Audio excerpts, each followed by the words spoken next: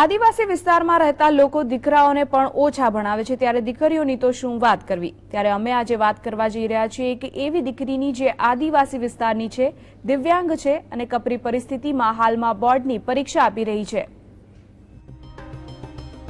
નાનપણમાં જ બંને પગમાં પોલિયોનો ભોગ બનેલી સુધા રાઠવાને તેની વિકલાંગતા ક્યારેય વિઘ્નરૂપ બની નથી।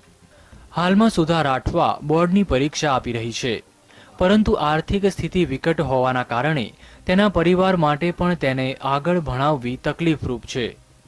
ત્યારે સુધા આગળ ભણવા ઈચ્છે છે, જેથી તેને સરકારશ્રી તરફથી કોઈ મદદ મળે તેવી આશા છે।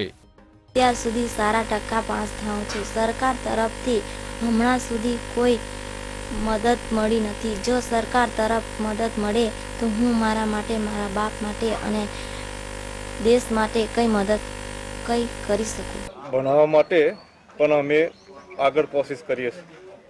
ભણવા માટે ગમે તે રીતે અમે એને મહેનત મજૂરી કરી પણ એને ભણાવવા માટે અમારી ઈચ્છા બહુ છે। અને છોકરો કે દીકરી બરોબર નહીં, પણ અમે છોકરા બરોબર રાખીશું એમને કે તેઓ રાત દિવસ મહેનત કરે છે। સાથે સાથે એ આખું વર્ષ એ સુધાબેનને લેવા અને મૂકવાની વ્યવસ્થા પણ એના કુટુંબીજનોએ કરી છે। કુટુંબીજનોનો જે સહકાર છે આવે વિદ્યાર્થીની માટે એ ખરેખર પ્રશંસનીય છે અને અપેક્ષા રાખીએ કે તેઓ આગળ સિદ્ધિ પ્રાપ્ત કરે। સુધાને આગળ ભણાવવા માટે તેના પિતા કાળી મજૂરી કરી રહ્યા છે। સુધાનો પરિવાર સુધાને ખૂબ જ ઉચ્ચ સ્થાને જોવા માંગે છે, પરંતુ તેની આર્થિક સ્થિતિ તેના સપનાઓને ડામાડોળ કરી રહી છે। રફીક ડણીવાલા, પાવી જેતપુર, મોટી આમરોલ, GSTV।